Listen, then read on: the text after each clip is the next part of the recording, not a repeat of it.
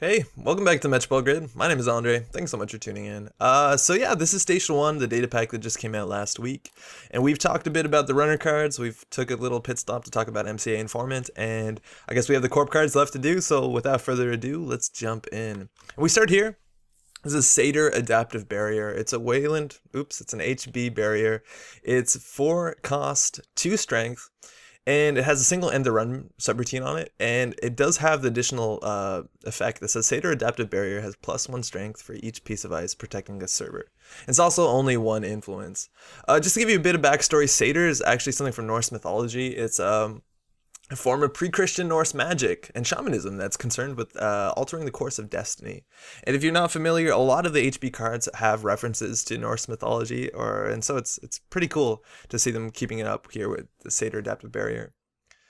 So yeah, we got a barrier that just has a single end to run subroutine on it. So a lot of the discussion is going to come down to just like cold hard math and numbers.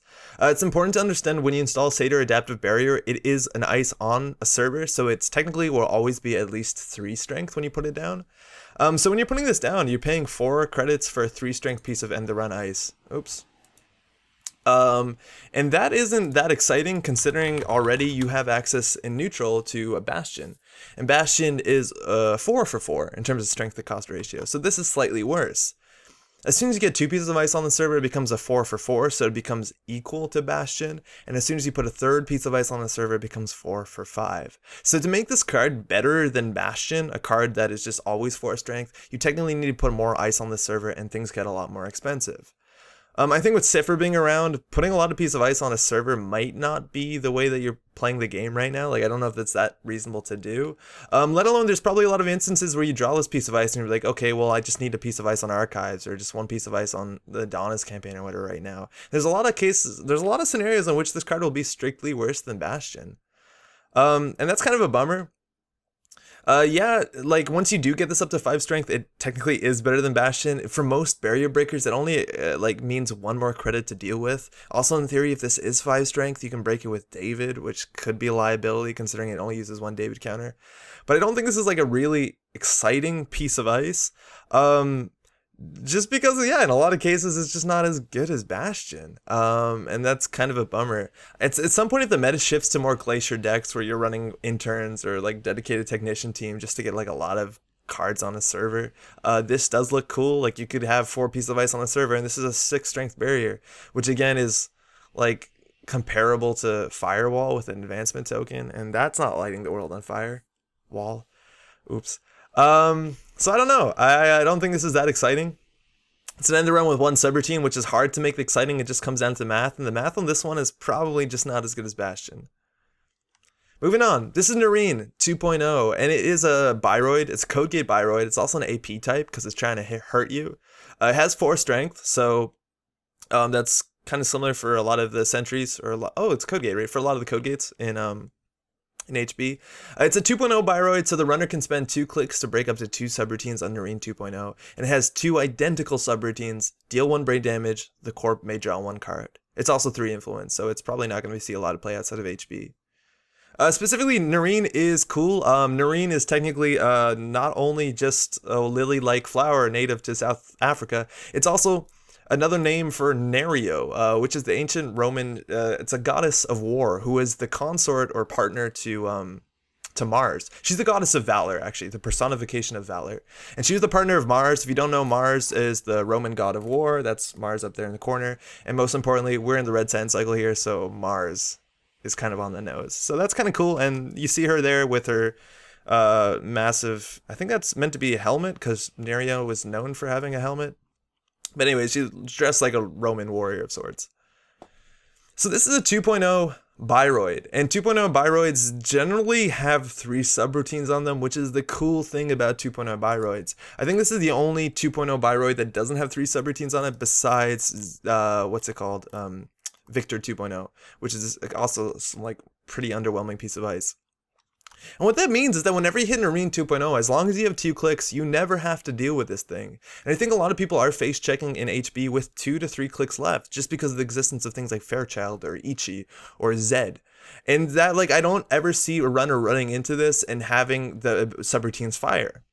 The subroutines are cool. The corp may draw one card is something that is actually becoming more and more, it's showing up more in HB designs from what we've seen from some of the cards from Terminal Directive, so that's kind of cool. Deal 1 brain damage is actually pretty notable, considering it seems like just another big, not a big error, but it seems like an error in formatting that we've kind of been seeing a lot in the cards of this cycle, which is a total bummer. Deal is not the verb that's been attached to doing damage at any point in time in this game. Nerine 2.0 is the only card that says deal in it. I think on all other cards, all other like subroutines that deal damage, I don't even know what it says.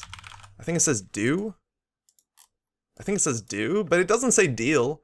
And there's no reason, yeah, I think it says, oh, well, I guess we'll see. Yeah, do 1 brain damage. So this one says deal 1 brain damage. And I don't know whether that, like, you need to go back into the rule book and then add the keyword deal, whether that's different. But this is just, like, kind of upsetting how they apparently can't even look at a previous Biroid and copy the same text off of it. They just kind of, it's like full-on Calvin ball out here. Anywho,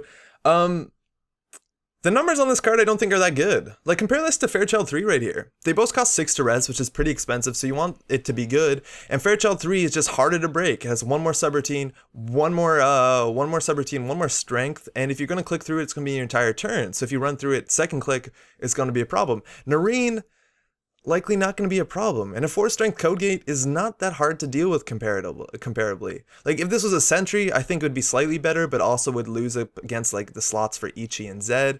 But just as like a code gate, I don't see these subroutines firing. Even if they do fire, it's not the end of the world. It's not like Fairchild, what has a chance of keeping you out or doing something really nasty to you. 1 brain damage is 1 brain damage. Like, if this is a game-winning run, you can always run through this. I just think there's better slots. Like, I think even Fairchild 2.0 is more taxing than Nerine. Sorry if I hit the microphone. Is even more taxing than Nerine. Right, like this is 3 subroutines. It costs a lot less, so you have to pay with Gordian Blade. Like, this is 4 to break with Gordian Blade. This is also Fairchild 2 is 4 to break with Gordian Blade. Which is kind of nuts. And also with Fairchild 2, if you double click through it, one of the subroutines fires. And Nerine 2.0 doesn't do that. I don't get it. Like, I don't think this card is doing anything particularly interesting. If it had 3 subroutines, if all of them were the same, deal 1 brain damage, the corp may draw 1 card, it becomes pretty cool. Also, maybe it's just me, but it looks like there's an extra space between this period and the. Maybe, I don't know if I'm nitpicking now, but like the formatting's just kind of a mess everywhere. That's a bummer. I guess, like, the only time you would play this card is if you play it in a brain damage deck, which is an archetype that hasn't exactly existed in HB decks so far. So in theory, you can mark as baddie one of these subroutines. Of course, these subroutines could be copied by Ravana, and they're not bad subroutines. Like, that's technically the best brain damage subroutine on a Biroid, just because it does slightly more than that. But I don't think, like, this is so hard to put this card in a deck. It's not very compelling. If you're playing Architects of Tomorrow, there's better Biroids. This is load testing. We got 3 HB cards in this pack, and this one's kind of cool. It costs 0 to play. It's an operation, and it's 5 influence, so you're probably not going to see this anywhere else, and I think that's probably fine. And it says when the runner's next turn begins, he or she loses a click. And it has a quote by Rachel Giacomin, who I imagine is a character we'll see at some point in the near future. So this is like very similar to a Corp version of Populist Rally, a card that I saw see no play in at least my local meta, that says the Corp has 1 fewer credits to spend on their turn. So basically you play this, and it's cheaper than Populist Rally, which is great, and then you're basically trading 1 of your clicks for 1 of the runner's clicks. And it doesn't seem like a great trade in a lot of cases, just because the Corp has 3 clicks while the runner has 4. And I think a lot of times it's better to have the Corp losing clicks just because it's harder for them to fast advance agendas or score agendas. So Populist Rally looks better on the table. But load testing is cool because it's an HB. Also, I don't know if the text here matters, how like Populist Rally says you have 1 fewer click as opposed to the runner loses a click. I think most of the HB cards are written like that, where you lose a click, but so far nothing, I think, combos with that. Like Highline Grid, you have to lose it while running on the server, so it's not really going to matter. And why this runner's next turn begins, they lose a click is an important thing is because it's HB. And if you're running something like Fairchild 3.0 more specifically, you can't click through this. If you're running into things like Turing, you can't click through it. And that's really good. Like, that can be a problem. And if you want to, like, attach that to, like, what's it called? Enhanced Login Protocol? I hope that works. If you attach that into Enhanced Login Protocol, if the runner wants to run, they'll only have 2 clicks left. Yes, that worked. So they can't get through a Fairchild 3, and these things can stack in a really frustrating way. You can also put these on top of things like, what's it called? Strongbox. There's also Ruhr Valley Grid, which is not like a very stunning card, but that in theory works. And there's like a lot of ways to actually get some value out of this card specifically. It's also going to be the kind of card, admittedly, that if you draw this at any point in the game where you're not in the lead or you don't have like an advantage over the runner, it's going to be an upsetting draw just because this doesn't do very much and you're trading one of your clicks for one of the runner's clicks. So it's only good when you're set up, and specifically it's only good with the next turn you're going to score, or you don't want the runner to be able to do something in particular, get into a certain server. So maybe that's not that great for that reason. Fun thing about this card, this sort of design, I would actually assume that this card would have been terminal. Just so that you can't play a bunch of them on the same turn, and you can play a bunch of them on the same turn. You can in fact play 3 of them on the same turn, which means the runner only has 1 click, which can be an issue. That obviously doesn't sound good because you're not doing anything on the corpse turn, but you actually can, and there's some like really ridiculous combos that would be like incredibly negative play experience, but I don't think they'll ever fire, and I just think for the fun of it, we'll talk about this. Say you're playing Cerebral Imaging, the king of combos in HB, and you have like a hand size of whatever, you're holding all the cards, and I think this combo only requires like 5 or 6 cards, so it's not absurd, but like, let's just talk through this. Click 1, you play Shipment for Mirror Morph. It lets you install 3 cards. You install Jeeves, our friend here who makes playing 3 of these on a turn not that big of an issue.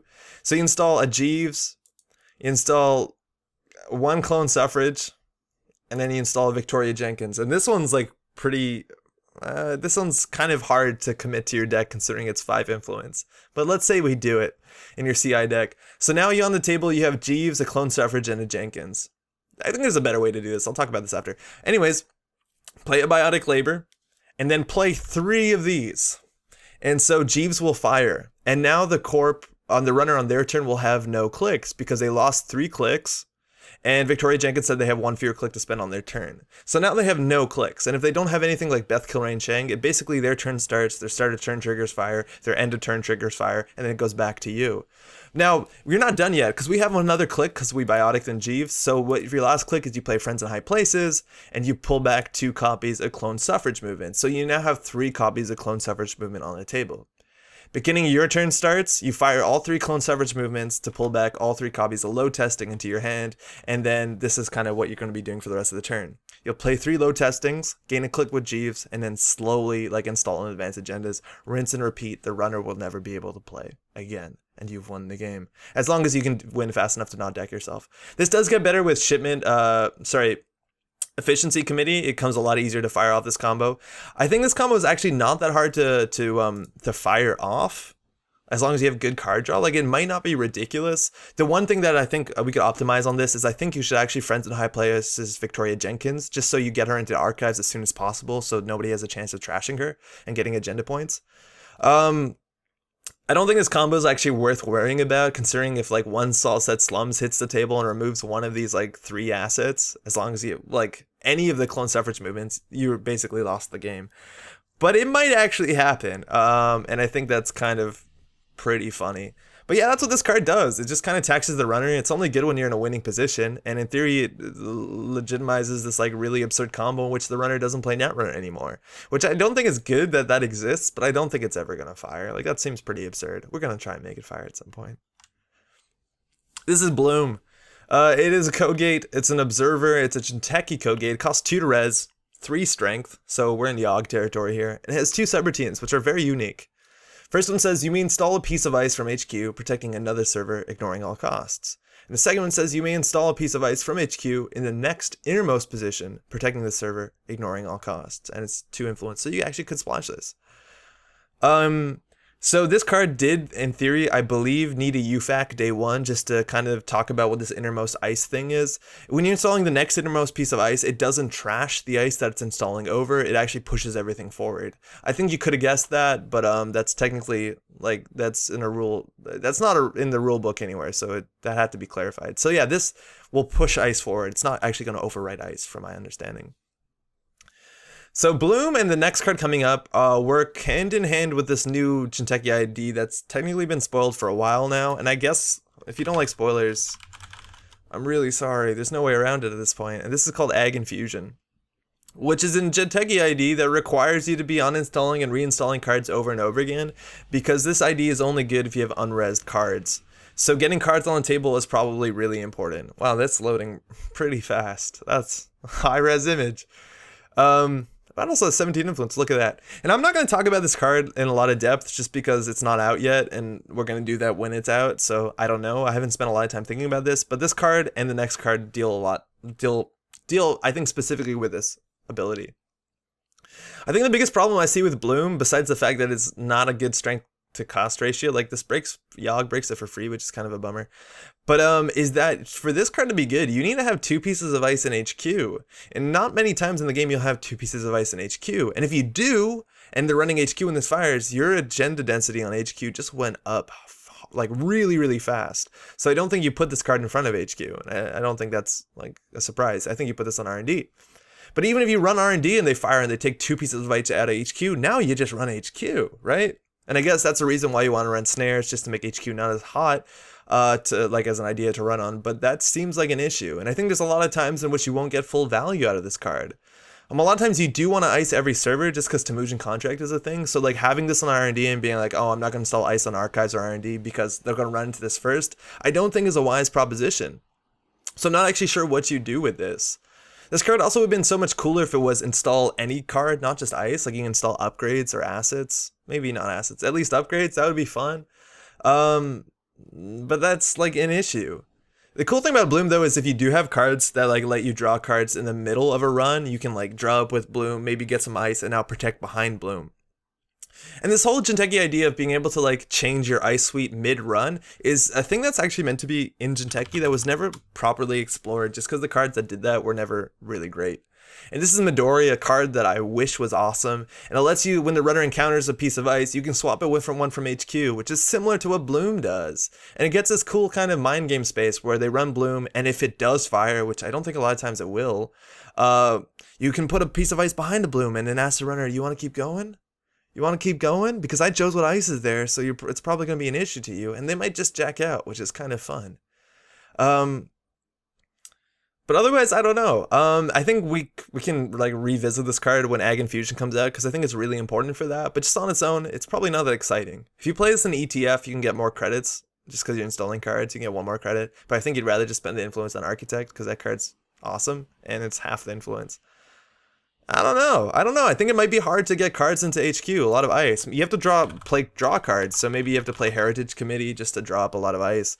But again, like there's a lot of times where I think this card can be useless just because you don't have enough ice in HQ. And this is the second card that deals really well with Ag Infusion, and it's called Replanting. It's 1 to play, it's an operation, it's a double operation, so it's going to cost you 2 clicks. It's also 3 influence. And it says add 1 of your installed cards to HQ, then install 2 cards from HQ, ignoring all costs. So that's interesting. There's 2 parts to this card, and you can see both of them in some, like you can see one of them as a, what I'm trying to say is you can see that add 1 of your installed cards to HQ either as a cost or as a benefit to playing this. Now the second part of this card, install 2 cards from HQ, ignoring all costs, will run into the same problem Bloom does, that if it's 2 ice or an agenda and an upgrade, like you're going to make the density on HQ a lot, like you're going to make HQ easier to run on, which could be an issue. Also, this card's only good when you have 2 cards in HQ to install, and I could see a lot of times where you draw this and that's not entirely the case. Luckily, this is ignoring all costs, which makes it similar to Intern, so you can play it as just like a value card. And if you have ice and you think like, oh, I don't want to install this ice now because it would be too expensive, you don't have to worry about that. So even if you're stacking a 3rd piece of ice in R&D, it costs you nothing, which is kind of cute. Now, add 1 of your installed cards to HQ is a cost, and there's a lot of ways where you can actually benefit from this. The largest way you can benefit from this, of course, is in Ag Infusion. We're not going to talk about this too much, but Ag Infusion relies on having unresed cards, so the ability to pull a piece of ice back and put it down unresed makes Ag Infusion's ability fire. So that's really important, and this card seems to be like the biggest Ag Infusion card ever. Otherwise, you can always bounce things to HQ. You can reposition ice. That might be, if it's res ice, that might be an expensive proposition, but that's kind of interesting. You'd be like, oh, well, now they have a nerve agent, so I gotta put my Lotus Field in HQ. Like, you can, there's an argument for doing that, I guess. It could be expensive. You can also now pull back traps, and I think that's what a lot of people are most excited for. Like, in theory, you can play like a snare on the table, and if they don't run it, they're probably never going to run it. So you can pull that back into HQ and even just reinstall it if you don't install something else, which makes it similar in some ways to Blue Sun, which is actually a very fun idea to play snare with. Also, you can play like cards that have an expiry to them. Like, you can play Adonis campaign, I guess, or any other campaign, maybe one that doesn't cost influence. And when it's about to be done, you're planted back into HQ, and then you could immediately reinstall it. So the Adonis campaign never ends. Sex bots for everyone. And that's maybe compelling. Yeah, otherwise you can also, like, in theory, put something like a pad campaign or something that's just an economic asset and put it in your scoring server. And then once you're ready to go with an agenda, you can pull it back and install like an upgrade and an agenda from HQ into that server. And maybe that's cool too. Maybe that's a way to protect your own server. And still get use out of it. So replanting does seem technically really flexible.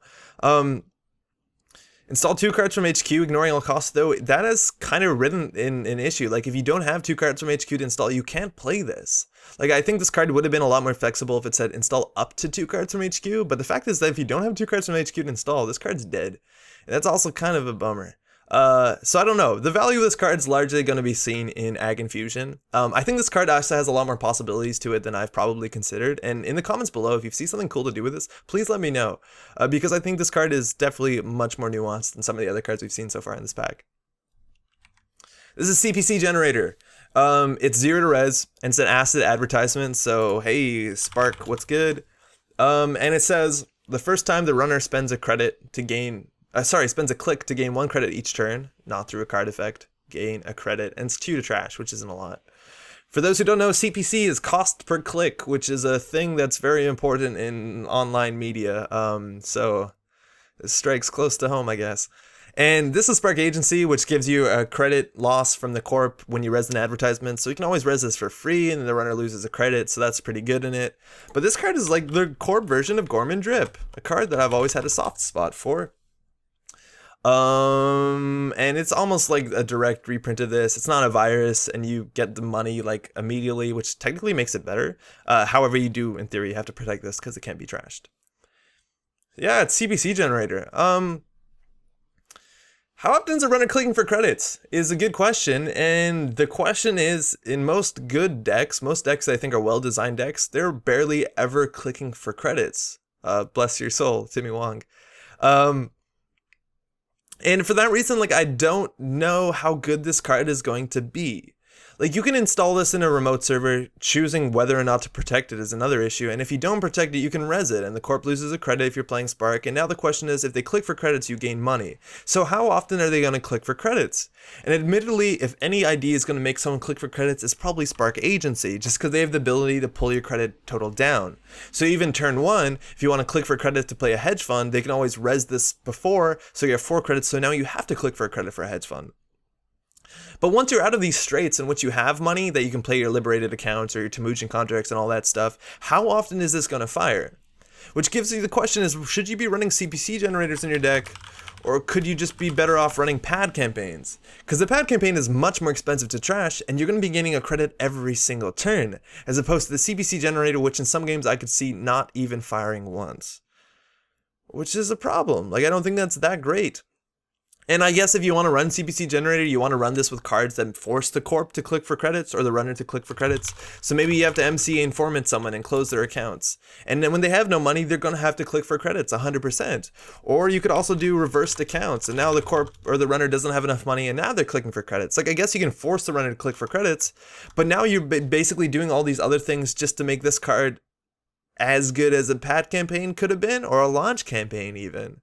Which is a bummer. Like, compare that to launch campaign, which has the same trash costs, and this launch campaign prints out 5 credits as opposed to this thing, which might not even pay 5 credits. If this was an upgrade, it'd obviously be a lot better, and I'd be more excited to place in the deck if it was an upgrade. But this is a deck slot, right? And do you ice this? I doubt you do. And if you don't ice this, it means this card's only good if you play a lot of them and the runner can't trash them. And at that point, we're basically promoting acid spam, right? Because that's the thing, at a 2-cost trash asset, maybe you have to strap this on top of a Mumbed Virtual Tour, and that's how you also get people to click for credits. But at that point, like, this could have been the Sensi's Actor Union, or a commercial banker group, or just about anything else, and like, I don't like cards like this that are not good on their own unless you protect them by spamming more of them. I don't think that's great. It's also important to know this card isn't unique, so you can get 3 credits every time the runner clicks for a credit. I don't know, I don't think the value of this card's that good compared to just a pad campaign, which is going to get you money and is much more expensive to trash. It is an advertisement, but I think a lot of Spark decks are kind of at peak advertisements right now, like where they're not looking for more advertisements, they're looking for a better win condition. And I don't think this is a win condition. It just prints you money, which makes it, again, very similar to a pad campaign. I'm not a big fan of the design of this card. I guess that's it, right? Yeah, if this was an upgrade, it definitely would have been cool. Closed accounts. Fear closed accounts. And actually, this sort of idea with the credit differential war comes up a lot on this thing, and this is free lunch. So free lunch is a code gate. It's an NBN code gate. It's 3 to res, 4 strength, so res costs lower than strength. That's something worth looking at. It has 2 subroutines. That already sounds really good. Both of the subroutines are the same. It just says place 1 power counter on free lunch. And what do the power counters do? A hosted power counter, remove this at any point in time where you have a paid ability window and the runner loses a credit. So this might actually synergize directly with CPC Generator. It's also 3 influence. Now, just like talking about what this card does, just on the flat numbers, 3 cost, 4 strength, 2 subroutines, puts it on board with our friend Eli 1.0, and Eli 1.0 used to be everywhere just because this card, with most breakers at the time at least, cost 4 credits to break this. And if you want to go through this with a Gordian Blade, it's 4 credits to break. If you want to go through this with a Black Orchestra, I'm pretty sure it's 3 credits to break, which is on par or higher than the res cost of this ice, which means it's a taxing piece of ice. However, this card doesn't exactly do that. If you run through this card, the effect is actually really, really interesting. You don't lose 2 credits, you give the corp the ability to pull 2 credits off of you at any point in time. So the way that I think I'm going to be dealing with this ice is kind of simple. You have your credit pool up here on your top left corner of your board, and every time you run through this, take 2 credits and just push them over here to the right side. And just play the game like you don't have them. Because at any point in time, you could not have those credits. And putting those credits on the right side of your table, mind you, is actually better than not having them, just because it's like you're investing money. It's like you're investing with money you don't have. In Netrunner, let alone most things on this planet, I guess, you have to have money to make money. So the idea is if I have 7 credits, or if I have 3 credits here and then 2 credits on the side here, and the corp doesn't use their host of power counters, I can still play Sure Gamble. So it's inherently better than just losing the credits when you run through free lunch. And I think that's how I'm going to play it. Just make sure that whenever you run through this, allocate 2 credits and just pretend you don't have them and play the game like you don't have them, but still you're able to pay costs on cards to get more money with them. And I think that makes this card very similar to a 3 credit version of Pup, which is too expensive for a card that just costs you 2 credits to go through. And again, Pup, you guess you don't have to pay if you want to take the net damage. So maybe you want to compare this to something like Fairchild 1.0 or something like Troll, which in theory is a 1 credit ice that costs the corp or the runner 1 credit. Or 2 credits, sorry. Wow. So that's rough. That's really rough. Like this 3 strength piece of ice can just be run through for 2 credits. But the strength of free lunch is in fact, again, very similar to CPC Generator, where if you ruin someone's money, it's going to be an issue. And that's the problem. It's like, say you have 2 or 3 counters on top of free lunch. No, say you have 6 counters on free lunch, and then the corp managed to reverse your accounts or close your accounts, and now you're at no money. At this point, you're probably going to have to click for credits. And as soon as you click for credit, the corp says, stop, host a power counter, you're back at 0. And if they have 6 counters on there, you're going to spend a turn and a half clicking for credits doing nothing. Because there's very little in this game you can do without having money. And that's the strength of free lunch, is that if you can close someone's accounts, again, this might be a reason why I play MC Informant on a corporate troubleshooter, this card is going to be very, very frustrating. And it'll basically rob you a whole turn, just trying to click for credits. For that reason, maybe Easy Mark gets even better. I think for that reason, the best thing you can do is always keep a resource around that lets you click for more credits at once. Like maybe keep an Armitage with credits on it. Maybe keep a Caddy Jones loaded. Maybe keep a Liberated accounts always with 4 credits on it. I think that's a good thing to do anyways because closed accounts exist. But you got to be able to play around that. But as long as you don't get closed accounts, which might be something out of your control, in some cases, free lunch is not that big of a tax. And I think that's kind of frustrating. The most frustrating thing I think about the design of the free lunch is the host of power counter clause. So you have to understand, when Netrunner first came out, there weren't a lot of interrupt abilities. There weren't a lot of instant action abilities that could be fired at just about any window. So you could basically play the corpse turn and the runner could play the run turner without having to wait for any sort of interrupts. And they could just kind of do their own thing for the most part, and they would expect when the runner or the corp was able to res cards or interact with them. If you're making a run, that's generally when it happens. Now, when creation and control came out with things like self-modifying code, that changed up, where now there was a bunch more like abilities that could be fired at any point in time. Self-modifying code didn't really become an issue like that. I'm not gonna call it an issue, it's actually good for the game, but it didn't become something like that until like Clot came out, where there's cards that you could pull out in the middle of a turn that would interact with the corp. Then more and more cards came out like that, like cards like Street Peddler came out, which are things that you have to respect at all points of time. Like in theory, if there's Street Peddler on the table, every time as a corporation that you res an asset, you in theory you have to ask the runner like, hey, is there anything you want to do? Because they could have a councilman on a Street Peddler, and a lot of people don't consider that. And then other things came out like advanced assembly lines. Like these cards now make it at many points in the game you have to stop and wait for some sort of interaction from the runner or the corp. And this throws that to like 110. Spark was the closest thing to this, and the problem with Spark was that at any point in time, if the Spark ability hasn't fired this turn and the corporation had a face down or an unresed asset or upgrade, between every action in theory, you had to ask the corporation, is there anything you want to do? Because if you had 5 credits and you were going to play a sure gamble, they can res their thing, their product placement, and put you down to 4 credits. So that really matters. And I've seen a lot of situations in person and online. Online is actually particularly the most clumsy, in which people like, oh, credit hedge fund, and then, or credit sure gamble, and the corp's like, wait, I'm playing Spark, you can't do that, chill. Like, I'll res a thing here, and that changes the turn. And then it's hard to undo it on Jinteki.net sometimes, or people are just frustrated and don't want to. A free lunch throws that up to, like, again, cranks it to 11, just because if you have multiple counters on here, just about at every point in the game, the amount of credits that the runner or the corp has, the runner has, matters. So between every single paid ability and every single action, in theory, the runner should ask, is there anything you want to do? And that's specifically an issue, I think, on Jinteki.net, just because you have to wait or type in chat, are we good? Are we good? Are we good? And that seems to, like, that could drag the game down, just in terms of like speed and efficiency and flow.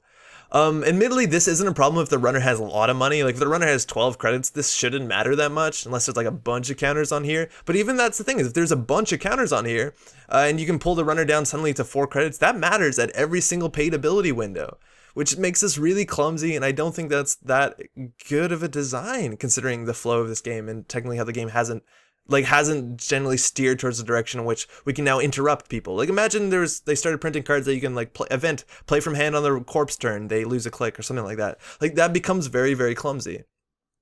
And sure, there's been other power counter cards like this, like things like Data Raven, but I don't think those have been a problem just because when you give someone a tag is generally pretty heavily telegraphed, and it doesn't matter if you do it between click 2 and 3 or between the corporate troubleshooter and the Marcus Batty. Like it just generally doesn't matter. It's you'll do it on the corpse turn, on the runner's turn.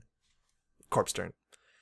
But that's free lunch, which I don't think is that taxing enough for how much it costs. It's technically a really well-designed piece of ice. If you don't know the expression, there ain't no thing as a free lunch, it'll make a lot more sense why this card is like this. The idea that you run through it and nothing seemingly happens, I think that's lovely design. But I think the clumsiness of the hosted power counters can be an issue and can be annoying in some matchups. It's probably not that big of an issue, but I'm just worried that the design space doesn't go towards instant effects that often because it can drag the game down. Alright, we hit the Wayland cards. This is Clyde Van Rite. He's an asset executive. He's also unique, so there's only one Clyde. 2 to res, executive asset, 3 to trash. When your turn begins, the runner must pay 1 credit to trash the top card of the stack. Okay, yeah, that's an asset executive that doesn't do that much besides tax you for credits. One small formatting thing. This is now a thing I've noticed that Damon's been doing in his things, is he's been referring to the runner stack as just a stack, which is different than everything before, which is referred to it as the runner stack. Not sure if that's an issue. I just found that wording there weird. I think I'm like being super like mindful of formatting now just because it's starting to bother me. I don't know if that one's important.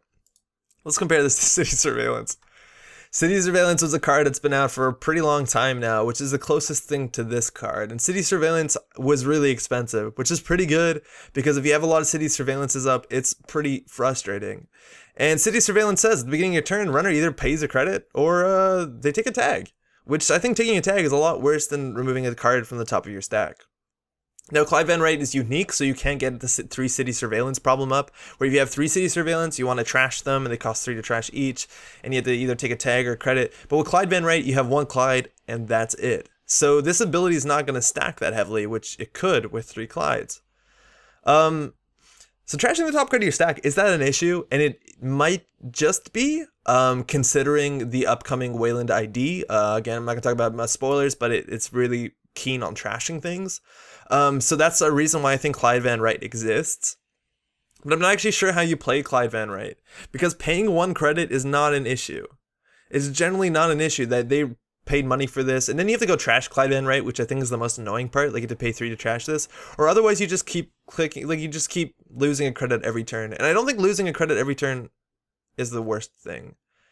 I just don't see how Clyde Van Rite advances a win condition. It just seems like another card that you put in a deck that probably has 22 other assets that's just annoying. It's another thing that diverts the runner's attention and slows down their economy, which again promotes an asset spam sort of strategy, which I know is something that a lot of people don't care about in Netrunner, and they feel like it's a wrong direction that Netrunner design should be going in.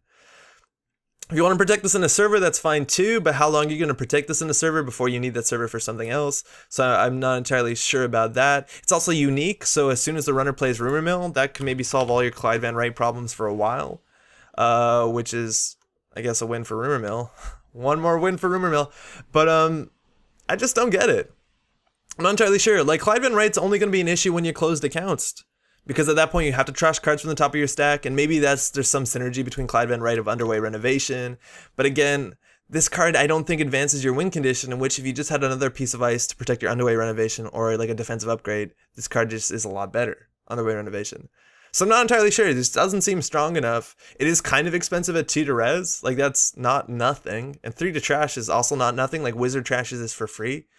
And I don't get it. And if this card does become a problem in your meta, like, all you have to do is play Drip Economy. All you have to do is play Underworld Context, and now you're just, they're both blank.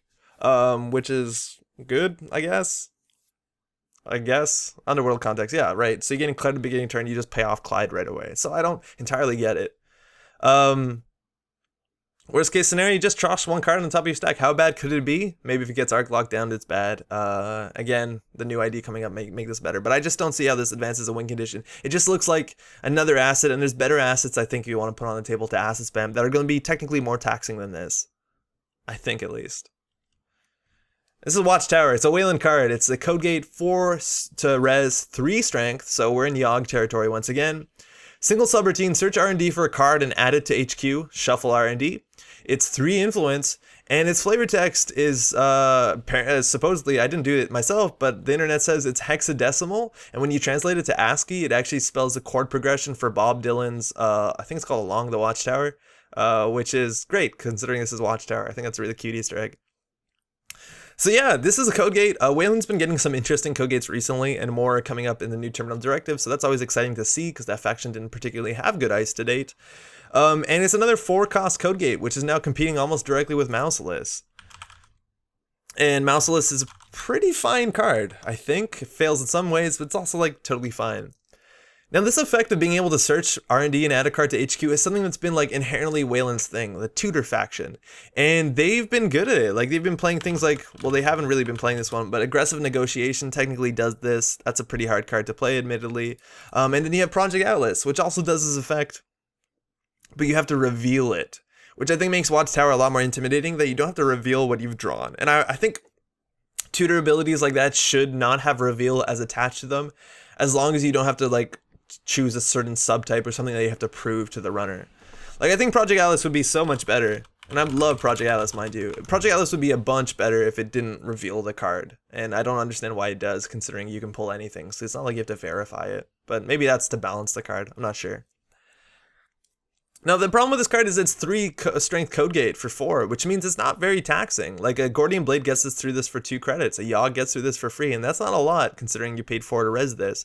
So this is the sort of card that goes in a rush deck that doesn't want to go to the medium to late game where somebody's breaking this for maybe 1 credit if you give them a bad pub.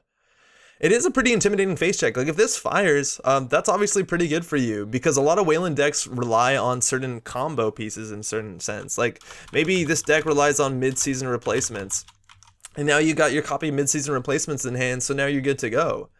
I'm actually the most excited to try this out in my the Jemison decks that I've been playing, just because you can fire through Watchtower, and now you can pull a hostile takeover to hand, and now you can score that from hand, which is really good on your next turn, as long as they run through this last click or HQ is protected, and then Jemison's kind of good to go. I think that's probably the best way to fire this.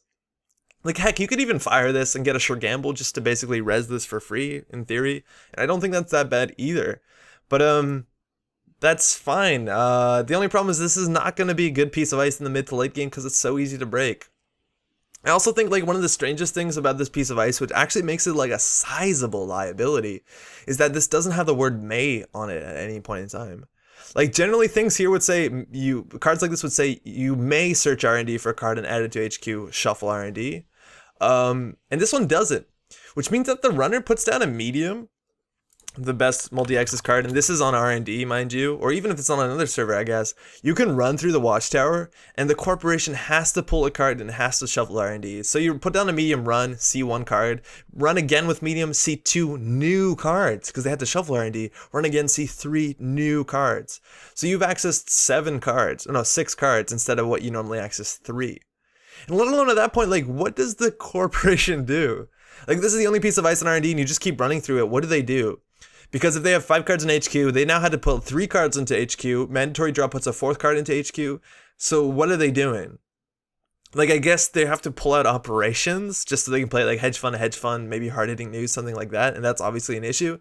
But otherwise, like, every card they pull out makes the agenda density in R&D higher, unless they're pulling out agendas. And if they're pulling out agendas, HQ becomes an issue. Like, they're kind of boned either way. Which seems like a problem. And then if they don't deal with this, and I guess pulling an ice with this is probably good, like you run through Watchtower, now I have an ice for next turn. This is a huge liability. Like, it easily can be a liability, and that's kind of rough. Like, I can even see plays where you have a bunch of medium tokens, you run R&D, see 4 cards, run HQ that has a Watchtower, don't break it, and then run R&D again to see 5 fresh cards, and that could be game winning. So it's kind of upsetting that this doesn't have a May ability on it. But otherwise, it's a fine card. I don't know whether people are going to respect it.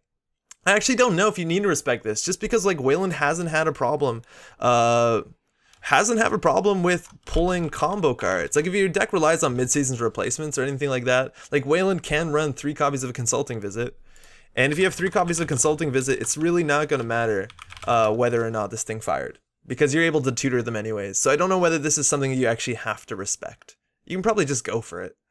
And that's, I don't know. If this was like 3 to res, 4 strength to break, it'd be a lot cooler. But then again, if you increase the numbers on anything, it becomes a lot cooler. Alright, Sacrifice. This is the last Wayland card we have. It's 0 to play, it's an operation. And as an additional cost to play this operation, forfeit an agenda. So this is one of the few cards that turns Jemison on in some way.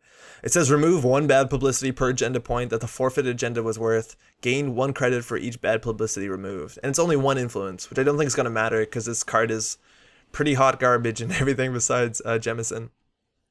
Cool thing about this card's called Sacrifice, and I don't know if you noticed this, but Jemison has like a pretty long subtitle to it. It's Jemison Astronautics, Sacrifice, Audacity, Success. And this card's the Sacrifice portion. And a bit of a spoiler, Audacity and Success are going to be coming out this cycle, and if you want to look up what they do, it's on 4's Flatline. But this is the first part. And in one way, I don't like the idea that they're printing cards that only work in a certain like, Jemison does need a bit more specific support, but I don't like the idea that they print cards that are only good within a certain identity. Like, I don't think that's fantastic design, because if you're buying like this cycle and you don't like to play Wayland or you don't like to play Jemison in particular, these cards are useless to you, and that's never great. So I don't know. I don't even know. Like, if we talk about this card, what this card does: removes bad pub, forfeits an agenda, which generally is a pretty steep cost, but in Jemison you can actually make a benefit from that, and you just remove bad pub and then gain the smallest pittance of money. So just quickly, if you're not playing this in Jemison, you're forfeiting agenda to remove bad pub. That's terrible. That's 100% terrible. No questions about it. That's bad. In Jemison, if you're doing that, you can now start fast advancing agendas, so it becomes better than terrible. I still don't think it's good. And the design on this also confuses me. So remove 1 bad publicity per agenda point of the forfeited agenda's worth and gain 1 credit for each bad publicity removed. So there's a bunch of ways to make to get bad publicity in Wayland. The best and most obvious one, because this card's an easy 3 of in every Jemison deck, is Hostile Takeover. And the idea is if you score a Hostile Takeover, you gain your 7 credits and you have a bad pub. So now you can sacrifice, get it, your Hostile Takeover, to lose the bad pub and then fast advance a 3-2 or 3-1 agenda. And if you do that, you remove the bad pub and gain a credit. And that's the part I don't get about this. Like, what? Gain 1 credit for each bad publicity removed? That basically doesn't have to be on this card. That is such forgettable nonsense. Gain 1 credit? There's always like this idea of a Wayland having cards that benefit off bad publicity. It's like, oh, you have 4 or 5 bad publicity, which is obviously really bad because now everyone can run your servers for nothing. But now you can play a card that says like gain 5 credits for every bad publicity you have, and you're now like, yeah, it's like the, what's it called? That agenda that gives you a lot of money. I can't remember it now. That's fine. But the idea is that like there should be a way to benefit off of having a lot of bad publicity. And this card just says gain 1 credit for every bad publicity. Like, that's nothing. This could have been gain 4 credits for every bad publicity, and then it would be like a cool card. But gain 1 credit, that's basically gain nothing. Like, why is that attached on there? That's just something that's so easy to forget and does so little that it's, I don't know, it just doesn't seem great. If that could have sent gain 3 or 4 credits and it would have been a fine card. Anywho, my biggest problem with this is kind of the biggest problem I have with any of the forfeit operations in Jemison, which is they don't do that much considering you have to play them from hand, as opposed to things like Oberth Protocol or Quarantine Systems or Corporate Town, which you can put on the table. And if you put them on the table, it actually saves a click in your turn because resing it obviously doesn't cost a click. So let's say we're playing Hostile Takeover, we have it scored, we have a bad publicity. So we install our Project Atlas, which is a 3-2. We advance it, we play Sacrifice. Wait, we install it, we advance it, and then we play Sacrifice as our last click. And then we forfeit our Hostile Takeover, we lose our bad pub. That's fine, that's obviously not a bad thing. We gain 1 credit, yippee. And then we put 2 counters on our Project Atlas, which means we've scored a blank 3-2. And I talked about this when I talked about my Jemison video, is that I don't think a good way to play Jemison is scoring agendas, like just scoring blank agendas. Because you're going to be forfeiting agendas, so your best thing that you could possibly do is scoring agendas that have really good when scored abilities. Like getting a Project Atlas with a token on it, it's awesome, because now you can not only pull one of your combo cards, which by the way if you're playing Jemison is pretty combo-tastic.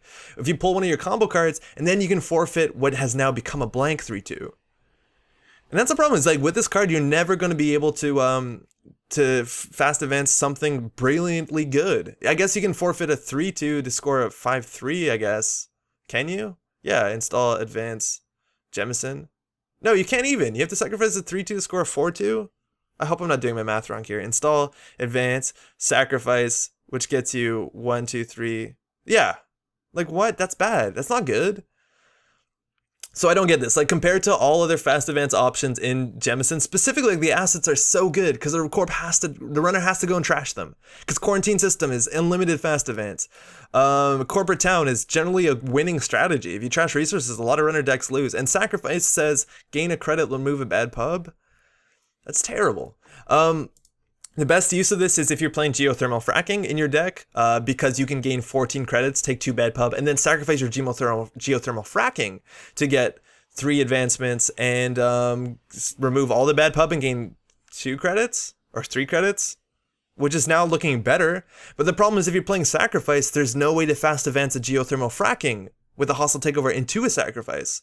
So now you have a card that works well with geothermal fracking, but you have no way to score the geothermal fracking.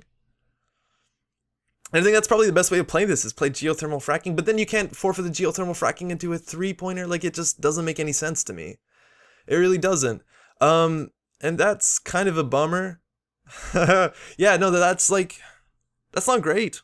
That's just really not fantastic. And the biggest problem about this card, almost 100%, is that at any point in time, if you have this and you don't have any bad pub because you haven't scored a Hostile Takeover, because you haven't scored a geothermal fracking, because you haven't rezzed a piece of ice that gives you bad pub, which a lot of them aren't that great anyways, you can't play this card. because you have to remove a bad publicity. Like, if you fire this and you don't have bad publicity, it's a blank card and it's just going to take up space in HQ, and you can never play it until you get bad publicity. So say you have an unlucky game where you lose all your hostile takeovers, or they're all at the bottom of the deck, this card is 100% blank. And when you compare that to cards that are admittedly trashable from HQ and R&D, but again, I think you should be playing Friends in High Places, this could have been a corporate down, which you can forfeit anything as long as you can score it. I don't know, this card's not only like really bad, it's obviously like terrible outside of Jemison. I don't think I'm going to include it ever in a Jemison deck, unless it gets enough support with more bad publicity oriented agendas. And even then, like, I don't like the operations at Fast Defense from hand, because they're just like inherently worse than Trick of Light. And I know we're spending influence for that, but Trick of Light's good. Yeah, anyways, that's Sacrifice. I don't know. I'm hoping a Devastating Success are a lot cooler, because Jemison has been the most fun I've been having, and I guess it's going to actually be pretty hard to find a card that fits in that deck, because I'm kind of in love with it, so card slots are tough. By far, 100% the best thing about Sacrifice, this art is so good. So good. Self-Adapting Code Wall. This is the last card we have. It is a 3-cost barrier with 1 strength. And again, it's another barrier that just has one end-to-run subroutine on it, so a lot of this is going to be like coldly mathematical. I guess this one's a bit different. And it says just a single end-to-run subroutine, but it says the strength of self-adapting code wall cannot be lowered, which I think is the exact same text that's on Lotus Field. In fact, it might be different just because templating is, again, Calvin Ball. Oh no, the strength of Calvin cannot be lowered. Okay, good. They copy-pasted that, so that's good. It also has flavor text from Wyvern, who is a draft runner, which is kind of cool to see. But we have now ice that hates against Parasite, and that is something that people have always wanted. They wanted more cards that hate Parasite or hate Cipher also, and this card from like a distance looks like that. It's in fact, I don't think it is. And that's the issue here. Like, this is a really strange design space, because Lotus Field is really good at 4 strength for a couple reasons. Firstly, you can't Yogg through with Data Sucker, and secondly, you can't Parasite that. Now, I don't see why anyone would ever want to Parasite a self-adapting code wall, because just about every like commonly played Fractor in the whole game breaks this for 1 credit. So there's no reason to Parasite that. You'd rather Parasite a piece of ice that's more taxing to get through. You can always pay 1 credit to get through this thing. So the lowering strength thing doesn't seem to be a big deal. So why does this exist? It exists, I think, for a really niche thing, and this comes back to Terminal Directive, and I don't know entirely whether, because it's, a lot of people think that Terminal Directive was meant to come out before the Mars cycle and has been pushed for any sort of reasons. So maybe there's cards in these that directly work with Terminal Directive. That goes back to Nerine. Like, we haven't seen a Nerine 1.0, which is kind of weird. So maybe Nerine 1.0 is in Terminal Directive. We don't know yet. So maybe this card is meant to come after that. But the point of why this card could be something is that the Wayland ID and the Wayland cards in Terminal Directive are really good at rig destruction. And the idea is that if I play a deck and I'm just going to try and destroy the runner's fractors, they're going to have a problem dealing with this piece of ice. Because normally if they don't have their fractors, if they're playing Anarch specifically, they could always Parasite whatever ice is a barrier, and this one can't. So this one seems like a hard end the run in the scenario in which you can actually lock out of barriers, and it's kind of good for that. It's similar in some ways to Himitsu Baku. It's just a barrier that you can't trash in a lot of ways, and this is kind of like that. You can still obviously trash it with things like Immolation Script, I guess, or like Knifed if you can break it with an AI or something. You can also just break it with an AI. It's not gonna be difficult. It's 1 strength, but that's why this exists. I don't think it's a flashy card. I think if Parasite Cipher is all over your meta, that's still not a reason to run this, because it's 3 to res and it's only 1 to break. So if you're actually going to include this in a deck, it's because you're probably doing some sort of rig destruction. I guess you could, in theory, argue that you want to like put patch on this to make it higher strength, just because it probably won't be destroyed. And or you could put on top of this, I don't know, like sub boost. But I don't think that's worth it, just considering making this a 3 strength barrier. Now it's still only 2 credits to break for most fractors, and that's not particularly wonderful either. So yeah, it's like a super niche card. I think this card would have just been better if it said you can't trash this card, similar to Architect. I think that would have been really cool. This lowering strength thing, that's technically worse than it, because you can still trash this in other ways. But that's all it does. It's a really bad include unless you're like specifically targeting certain cards and removing fractors from the game, and otherwise it's largely useless. Or it's just like the most overcosted wall static. Yeah, or the most overcosted ice wall, right? It's 3 times as expensive as the taxing power of ice wall. Also not advanceable. And that's it, right? The only other card was MC Informant, which we talked about yesterday. And this pack has been incredibly underwhelming. There's been a lot of ideas here of cards that are just not, like, I don't think particularly creative. There's always been issues like the formatting on these things is kind of a mess, and it's just, these cards are, I think, might actually be interesting in the near future when things come out. But a lot of these cards are also like really asset spammy cards or just super underpowered cards. And that's kind of been, oh man, it's kind of been the case so far for the Red Sand cycle. And I think the most frustrating thing right now is that the meta, at least the competitive meta, is not in the best place. Like, there's a lot of really problematic cards that people don't like. And a lot of like a lot of people from FFG said, don't worry, there's cards in Red Sand cycle that come out that will like ease these issues. And so far, I don't think we've seen any of them. And I know we're only a third into it, but this pack is like really not exciting. So I don't know, I think if you're a new player, this might be good news to you because you don't have to buy this pack. I don't think there's any reason to buy this pack.